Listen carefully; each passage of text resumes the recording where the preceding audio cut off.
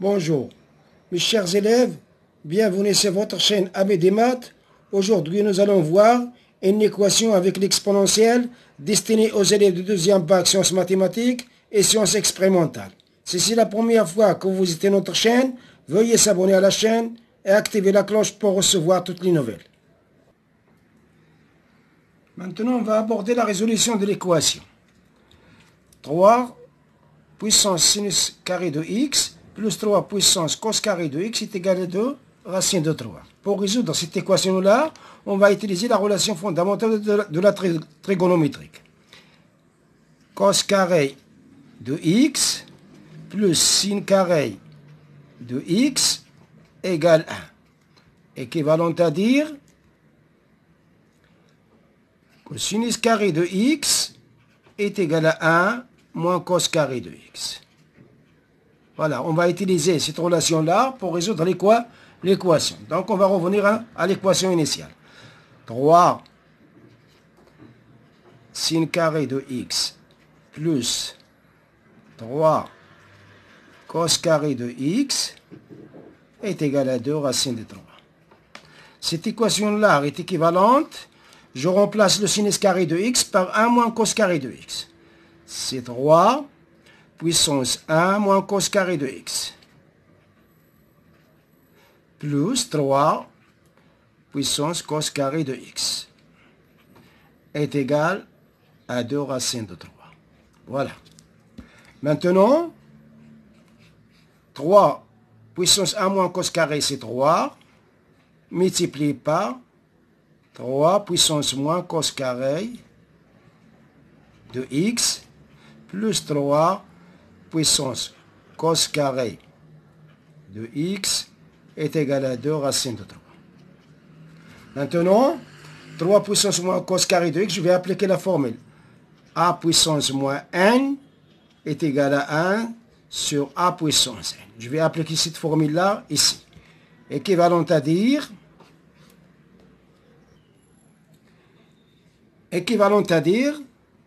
3 multiplié par 1 sur 3 puissance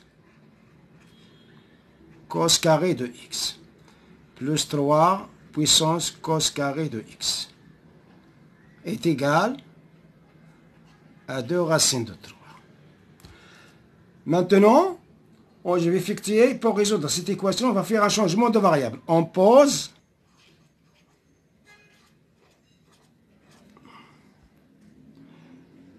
grand X est égal à 3 puissance cos carré de x.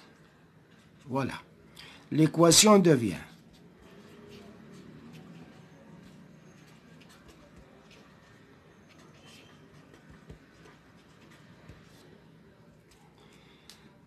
et s'écrit 3 sur x plus x est égal à 2 racines de 3.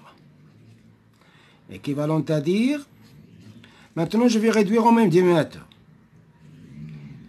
X, 3 plus x carré est égal à 2 racines de 3. Maintenant je vais faire le produit de moyens est égal au produit des extrêmes. Équivalent à dire que 3 plus x carré est égal à 2 racines de 3 x. Équivalent à dire, maintenant je vais faire passer tout dans le premier membre en changeant le signe bien sûr. Équivalent à dire c'est x carré moins 2 racine de 3 x plus 3 égale 0. Équivalent à dire que x carré moins 2 racine de 3 x plus ce 3 là, je vais l'écrire sous forme d'un carré. Je vais l'écrire racine de 3. Le tout au carré est égal à 0. On remarque que cette expression-là, c'est un carré parfait. Et c'est écrit x moins racine de 3, le tout au carré. C'est une identité remarquable. Équivalent à dire que x moins racine de 3, le tout au carré est égal à 0.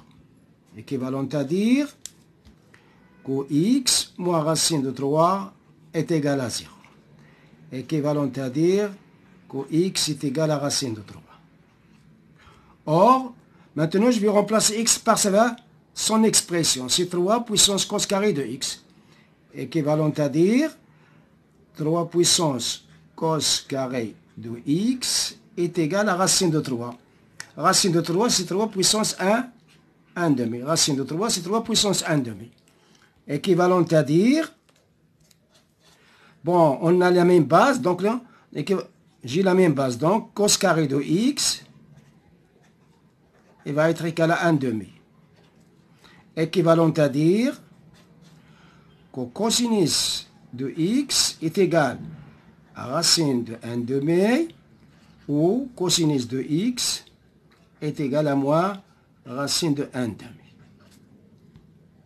Équivalent à dire cosinus de x égale racine de 2 sur 2, ou cosinus de x égale à moins racine de 2 sur 2.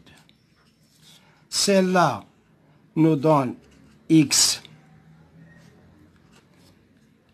est égal à p sur 4 plus 2kp, k appartenant à z, ou bien ici, il va donner aussi x est égal à 7p sur 4 plus 2kp. Plus 2kp, k appartenant à z. Celle-là, elle va nous donner x égale à 3p sur 4 plus 2kp, k appartenant à z, x est égal à 5p sur 4 à 5p sur 4 plus 2kp, k appartenant à z. Voilà les valeurs qu'on doit prendre x dans les deux cas. Donc il peut prendre x est égal à p sur 4 plus 2kp, celle-là, ou bien x est égal à 3p, à 7p sur 4 plus 2kp. Celle-là, il peut prendre x est égal à 3p sur 4 plus 2kp, k appartenant à z. La même chose ici, x va être égal à 5p sur 4 plus 2kp, k appartient à z. Donc on peut voir ça sur le cercle trigonométrique. On peut voir ça sur le cercle trigonométrique. Voilà. Voilà l'angle pi sur 4. Voilà le cosinus. Voilà le cosinus, il est là. C'est racine de 2 sur 2. Donc la valeur qu'il peut prendre, il peut prendre pi sur 4, ou bien 7pi sur, regardez, pi sur 4, 2pi sur 4, 3pi sur 4, 4pi sur 4, 5pi sur 4, 6pi sur 4, et 7pi sur 4. Donc le x, pour le cosinus positif, x il peut prendre pi sur 4, ou bien 7pi sur 4. Pour le cosinus négatif, x il peut prendre 3pi sur 4, regardez le cosinus, il est là, négatif, c'est moins cosinus, voilà il est là, il est négatif, c'est moins racine de 2 sur 2, donc x il peut prendre 3pi sur 4, ou bien 5pi sur 4. Donc voilà, voilà comment on peut comprendre ça sur le cercle trigonométrique. Bon, maintenant on va réunir les deux solutions là, donc on va prendre la valeur finale, x il peut prendre, on peut réunir les deux solutions, x il va écrire, elle va s'écrire la solution, elle va s'écrire 2k plus 1 fois p sur 4. Voilà, avec k appartenant à z. Voilà, voilà les deux. Donc ici on a les deux solutions. Donc regardez, lorsque k est égal à 0, il nous donne p sur 4. Lorsque k est égal à 1, il nous donne 3p sur 4. Lorsque k est égal à 3, il nous donne 5p sur 4. Lorsque k est égal à 3, il nous donne 7p sur 4. Donc voilà la solution, c'est une solution générale, les valeurs qu'on peut prendre x dans cet exercice-là. Donc l'ensemble de solutions S, c'est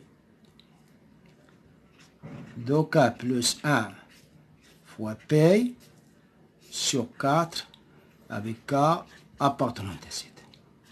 Voilà l'ensemble de solutions. Merci, on s'arrête là, à la prochaine fois, Inch'Allah.